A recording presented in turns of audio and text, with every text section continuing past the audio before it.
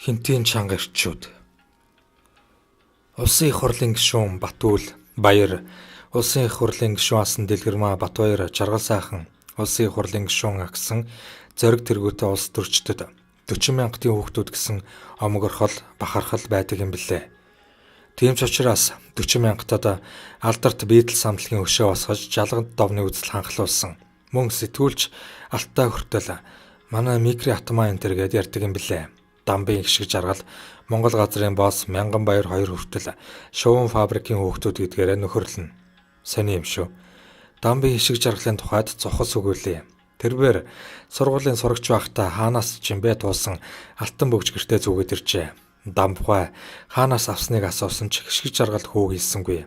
Аргаа барсан дамбгай цагдаа тандан манай хүү алтан бөгж зүгээд гэртээ ирлээ. Явч зөв гарын зүйл биш гэжээ. Ингээд цагдаа нар гişг жаргал хөөг дуудан юун бөгж болохыг нь асуувал гişг жаргал хөө. Та нарт дуудлага өгснөөрөө дамбгайл над бөгжийг чинь мэдэх байх. Сайн мэдж байгаагаар нь дамбгааг аваад яв гэж хээвнэг хариулсан гэдэг. Дамбын гişг жаргал нэгэнтээ хундагны үхэлхтэй. Ямар ч хамаагүй аргаар сайхан амьдрцгаая гэсэн гэдэг шиг эцэг алган дээрээ бөмбөрүүлсэн сайн хүү юм билээ. Нутаг усаараа угалсан олон атманууд донд Хинтийн нудрах чангатай залуус олон бий. Тэр дундаа Хинтийн аймаг дотроо бэрх тосгоноор угалсан залуусын тэргүүнд лувсан гиндэнгийн соёлт юм. Ер нь урлагийнханд спортынханд ч ахмад үе гэсэн ойлголт бий. Шорон гянданд ч гэсэн ахмад үеэ хүндлэх өргөх тал бий. Тэгэхээр соёлт ахмад үеийн төлөөл гэж хэлж болно. Орос цэрэг бужигнсан бэрх хэмээх тосгоны хамгийн дүрсгүй хүүхэд нь соёлт байж. Тийм ч учраас 14 настай хүүг сургууль хүмүүжүүлэх гээд хүүхдийн засан хүмүүжүүлэх газар руу нутаг орны удирдлага нь илгээжээ. Соёлтыг хүмүүжүүлэх нэрийн доор шоронгийн 5 болох замыг нь засангийнхан заажээ. Хүүхдийг колонд атмаа нэрийг зөөж хинээс ч айдаггүй нэгэн болоод өмнө дэлгэрээ баян зүрхийг чанга тэглэмтэй ороход нөлөөтэй хулгаруулжээ. Тэгээд 1980 онд баян зүрхийн хорих татан богдож хоригдлуудыг нь Майнт дахь хорих анги руу шилжүүлэхэд соёлт ачигдаж очсон юм. Майнтын шоронгийн архаг хоригдлууд баян зүрхийн хорихын хулгаруудыг таатай хүлээж авсангүй. Баян зүрхээс иргсэн хоригдлууд ч гэсэн байр суурь олох гэж толгоогоо ажиллуулж байлаа. Соёлт Майнтын шоронд дамбын нар мандах гэдэг хулгартай гал байв. Нар мандах мөрөөдө тоглоомд нүдэ авахад өгчдөх нь өөрөө гайгүйч тоглоно. Майнтад эренгүүтэл нар мандах мөрөөдө тоглож гарна. Соёлт гал хандаа занг нь мэдхгүй улгаач нартай бити тоглол улаарч байж алуулав гэж хэлнэ. Нар мандах тийм сэрэг толгойтой нэгэн байгаагүй учраас тоглоод явчихна. Хянагч нар хөзрийг нь ураачгаад байхад шагаа чулуу даамаар хүртэл мөрөөдө тоглоно. Тэгээд нэг удаа соёлт ялнаас буугаад ирвэл нар мандах гартаа хутгалуулчихсан өрөөндөө хөвтөж байлаа. Гарынхын алгыг нэвт дүрсэн байв. Соёлт чи хүнд дөрвөлчих вэ? Чамайг дүрж байгаа хулгайч намайг сэрэлээдэ гэхэд нар мандах хуйлагнан дархны бат үлэгтэй тоглосон чинь мөрий дээр унждаг байж. Тэгэхээр нь банд лалараар нь дуудсан чинь хусчихлаа. Мухаа өвдөж байна гэжээ. Соёлт гудсан дороо нуусан сэлэмний хугархаагаар хийсэн хутгаа төрүүлээд гүн гарсан байна. Төд удалгүй нэгтгэлийн хонх дуурч хоригдлууд амандаа хараал уншсаар тооны тал байцсуулаа. Хорхын дарга нарын барлаг хийж байгаагаа өөрийн зүрх зоригоор албан тушаал төрсөн мэт ойлгосон. Өвөр хангаа аймгийн харьяат Майхүү гэдэг журам хоригдлуудыг өшгөчнө. Хэв журам сахиулах ажлаа хийж байгаа царай нь тэрээр хянагч нарыг харан улам өнгөрч муусан хөзрийн завхаа мочиг лалруудаа хүний уурыг нэг барчгалгүй тооныхоо талбайд суучих гэж хашигтад зогсдол хэн нэгэн хүн хүзүүрөнд хүчтэй цохоод авах шиг болохоор нь Майхүү хүзүүн дээрээ гарсан хатгаа хагарлаа гэж андууран бодоод эргээд хартал ард нь лувсан гиндэнгийн соёлт гартаа хутга орчихсан. Чи энэ олон ядарч зүдэрч яваа ирчүүдийг алийн болгон засантай нээлж мах цусыг нь зулгаах гэсэн юм. Би тэртээ тэргүй өнгөрсөн хулгайч. Чамайг алчгаад нэмүүлсэн дууснаа гэж хашгиржээ. Тэгээд Майхүүг дахин хутгалах гэтэл хуйгууд соёлтын гараас хутгийг нь салгаж авлаа. Соёлт дархны батвилгийг шилэн хүзүүрөө нутгалж хутганы үзүүр амаар нь цохож байжээ. Соёлтод утгалуулсан Майхүү Батвилэг хоёрыг амьд үлдэхгүй гэсэн яриа засан даяар тархлаа. Гисэн хэдий ч абортын хэрэгээр шоронд ял эдэлж байсан их хэмжээний буйнаар эсэн мэнд үлдцгээсэн юм. Хоригдол тамлах өвчтөй Майхүүгийн хүзүүн дээр гарсан хатыг хутга зоолон хурдан эдгэрсэн гэдэг. Соёлт Майхуг болон Батбэлгийг хутгалсан үйлдэлтэй Төв аймгийн шүүхээр ял нэмүүлж хар харагдах онцгой дэглэмтэй шоронд очлоо. Хар цэргийн генерал Хар Ламсүрэн, Цэвлийн Ваанчиг Жамба, Дашин Мундаа нар энэ цаг үед Монголын шоронгийн хаад хэмээн яригдж байлаа. Авгурууд Гяндангаас дэглэн буурч ирэх сургаар халахын шоронгийн овгор Хар Ламсүрэнгийн банд цэлэм бөксөө хөдөлгөн оодорч ойр хавийнхаа хүмүүстэй нохойтой харьцаж байгаа юм шиг дээрлэх нь хулгууруудын хэндж таалагдсангүй. Цэлэм шин залуу ат маань соёлтын үгээр өдөж чи их хүн хутгалдах болгаач, чаддсан бол намайг хатгаач, хар генералаа ирэхээр хачин болгоно гэж үднэ. Соёлт тесэн гэхэд яаж тэсэх вэ гэсэн аяттай цэлмийг тоонд сууж байхад нь амны наагуур гэрчүүдийн дэргэд уг дуугүй хутгалж дахин ялаа нэмүүллээ. Нэг хазгаа гიშгсэн хүн тэр чигээрээ урууддаг аж. Үүнээс хойш олон жилийн дараа буюу 14 настайдаа гэрээс гарсан хүү 40 гарсан хойно бэрх тосгондоо иргэн ирсэн билээ. Өдгөө тэрбээр бэрх тосгон бур өндөр хоёрын хооронд жоншоо зөөгөөд зарим нэг нөхдөд зуудаг нохоо хуцдаггүй гэдэг үгийг сэмхэн сануулсан шиг игэл даруухан амьдарч явна. Ирэх чөлөө шиг үнтэй зүйл гэж хаанч байхгүй лээ. Бэрх тосгоны диггүй бяцхан хүү соёлтыг хүүхдийн засан хүмүүжүүлэх газар зөлөөд бэрх тосгоноо цэнгэлийн манлайд хүргэнэ гэж бодсон эндүүрлбайлаа. Соёлтын дараагаар бэрхийн гисэн тодтолтой Батгиндингийн очир Бойрогийн инх жаргал нарын ирчүүл халахын шоронд нэрээ үлдээсэн юм. Мангар очир ихээр 80-ад оны майнт мөнгөн мортын хоригдлууд андахгүй. Очир ухааныхаа молгуудаа мангар очтой болоогүй юм. Түүнийг хар бага наснаасаа орон шоронгоор яваагүй бол өлхөн бүхийн цолонд хүрэх байсан гэж очирыг мэдэх нөхд нь ярьдаг. Тэрбээр хүнийг хүнээр нь гуйдна хэмээн залуу халуун насаараа аархан санаж явсангүй би. Энэ байдал нь очирыг олон удаа шоронгийн хаалга татхад хүргэсэн билээ. Мангар очир шоронд ял идэх хугацаанд өөр шигээ хүч тэнхээтэй ирчүүдтэй нөхөрлөж байлаа. Монгол үндэсний бүхийн спортын ууган гавьяат тамирчин Бадам дойргийн Төвдөн доржинхүү халахын шоронд мангар очиороо алдаршин төвөөж авсан давг чимэд бол очирын ганц хам юм. Очир өөрт төвхтэй асуудлыг хар тэнхээгээр шийднэ. Ямар сайндаа мөнгөн мортын шоронд хоригдож байхдаа өөрөөр нь оролдоод байсан нэгэн хурган овгорыг Тунгалаг Тамир кинон дээр захиур төмөр төгжлийг хүлдэг аргыг хэрэглэж амьдаар нь боодог хийх төгсөн хэрэгээр дэглэм дээшилж байх вэ. Захын хүнийг барин авч дүүгүрдэн нөгөөхийг нь цохиод унагадаг байсан билээ. Бэрхийн уурхай бол жоншны том ард газар байсан учраас зүүн аймагуудын их хөлийн төм төжигнөж бомб ужигнсан тосгон байлаа. Тоймоо алдсан олон Орос цэргүүд Монгол хүүхнүүдийг хүчинтэх асуудал соёлт инх жаргал очир нарыг бэрх тосгонд байх хугацаанд лав гардаггүй байлаа. Мань 3 Орос цэргүүдийг хүртэл жагсаадаг атманууд байсан бөгөөд эдгээр эрсийг шоронд явчихсны дараа Орос цэргүүд тугал дайрах, охид хүчинтэх бузар ажилдаа ордог байсан юм.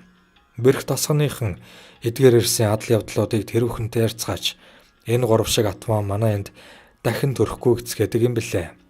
Гэрэлмаагийн Нямл лавг шиг шоронд атман болно гэж өөртөө үүрэг хариуцлага хүлээгээгүйч халахын шоронгийн ямар ч атман хүлээн зөвшөөрдөг залуусын нэг бол Банзрагчийн Эрдэнэбаяр юм. Хинтээ аймгийн Өндөр хаан хот кино монтажийн байр. Энэ нэрнээс үзвэл Хинтээ аймагт кино монтаж хийдэг газар байж л дээ. Кино монтажны байрны Эрдэнэбаяр найз нөхдийнхөө хэмжээнд даруухан шар хүү байлаа. Цэргийн алба хааж огттой үерхэж найз нөхдөдөө нарих хүдэ наргиж 8 арилжаач хийдэг нэгэн байв. Хужаа байрны Насанбат гэдэг хүүтэй үерхэн найзууд болсон хойно охид эргүүлнэ. Гэтэл нэг удаа Насанбат нь охидын дэргэд найздаа дээрлэх хөнгө аяс үзүүлсэн байна. Үүнээс үүдэн зөрчилдөөн үүсч Эрдэнэбаяр Насанбатыг 4 удаа хутгалж орхижээ. Шарлахуузан шал хэрэггүй архиталт охидын дэргэд өөрийгөө тоолох гэсэн найзын дэмий үгс залуусын амьдралд цусан зам татуулж орхижээ. Ингээд 19 настай Эрдэнэбаяр 4 жилийн хорих ял авч Насанбат эмнэлэгт хүрэгджээ. Өндөр хааны хорих ангид Эрдэнэбаяр ял эдэлж байхдаа хаантхийн ч юм бэ нэг этгээдтэй муудалдсан зодтолдсон байна. Гэтэл тэр нөхөр нь нас барж хүн амны хэрэгтэн болоод зүүн хараагийн чанга тэглэмтэй хорих ангид очижээ. Тэгээд тэр шорондоо нэг их удалгүй майнтын хорих ангид ажигтан ирэв. Нилээд чанга гарын хоригдлуудаа майнт руу илгээж ядарсан этгээдүүдийг оронд нь авч тоог үүсэдэг жишг тогтоод байлаа. Эрдэнэбаяр хайрын залуу насаа шоронд өнгөрөөж байтал бас нэг гайдай арив.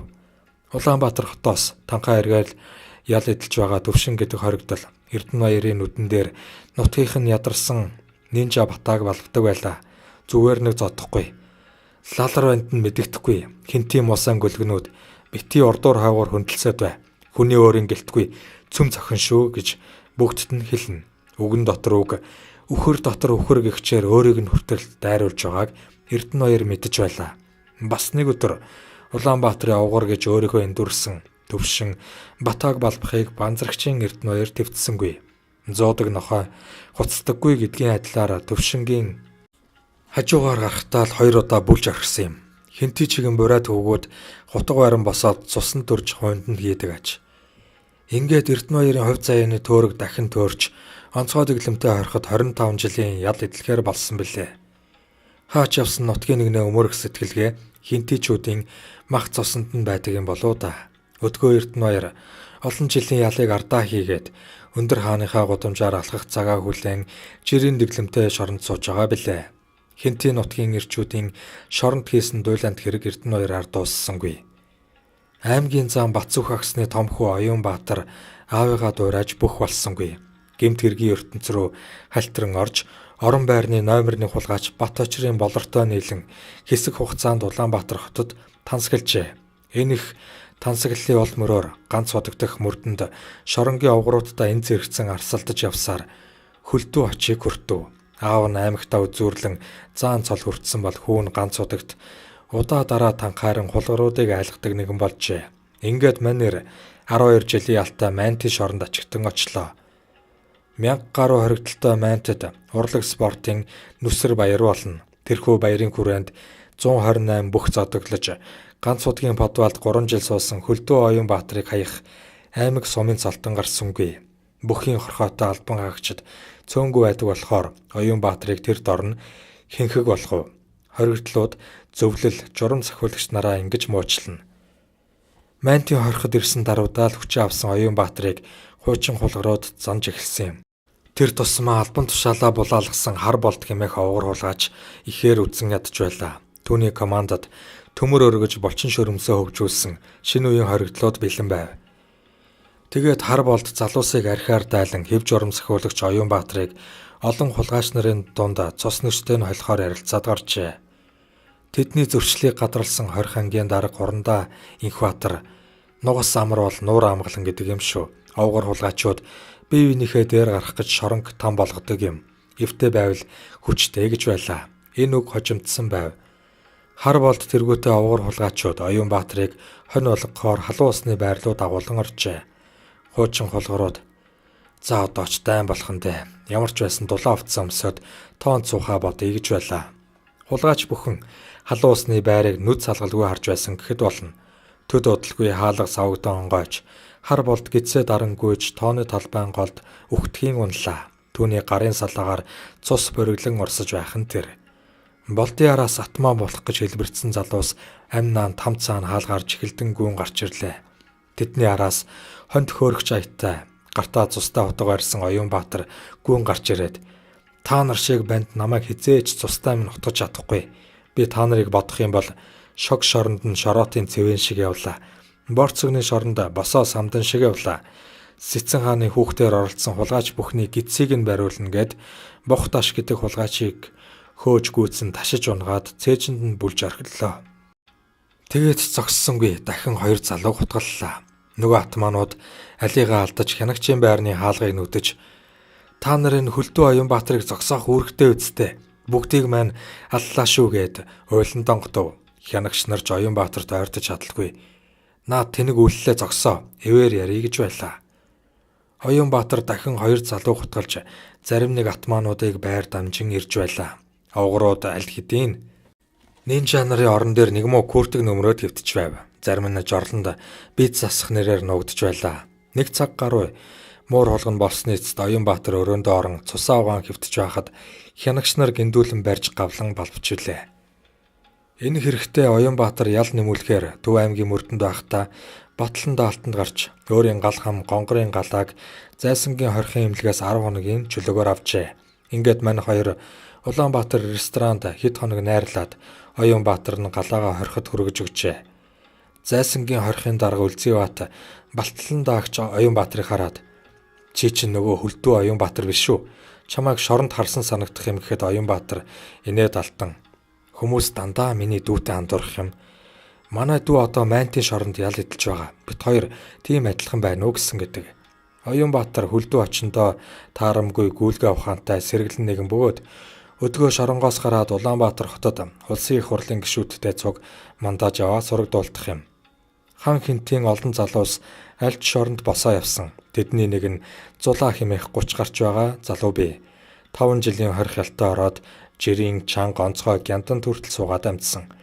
Дандаа сахилгын ахтар ял нэмүүлнэ. Онцгой хорихын дарга өрөөнд нь ороод ирэхэд байн орж ирээд байвал байхгүй болгоод өгнө шүү. Амар тайван байдал битгий эвдээд бай гэж хэлээд л гянданд морилно. Гянданд хүртэл сахилгад орно. Нарлагаанд гавтаа гараад л хоригдол цохиж унгана. Байнгын зодооны бэлтгэл хийгээд онцгой овгоруудын дэргэд нэг хөлөө өргөд нэг сайхан зодтолдох юмсан. Энэ лалрын шоронд эр хүн шиг үзчих хүн байна уу гэж асууна. Овгорууд түүнийг хараагүй царайлаад л сууцгаана. Эвгүйхэн дугуурвал зулаа цохоод унгаана. Онцгой хулгурууд тоонд сууж байхад хамгийн сүүлд Орос хороомон гуталд цагаан цамц мөрөвчтэй харам дөмсөж малгайгаа хилтгийдүү тавьсан зулаа гарч ирнэ. 5 жилийн дотор гянданд 2 удаа ороод амьдсан энэ залууг халахын шорон хүлээн зөвшөөрч байсан. Өдгөө наранд гарч намп суугаагүй л яваад уулдах юм. Бүх хэцүү бэрхийг дуулсан хүн одоо л нэг төвшин сайхан амьдрах хэрэгтэй дээ.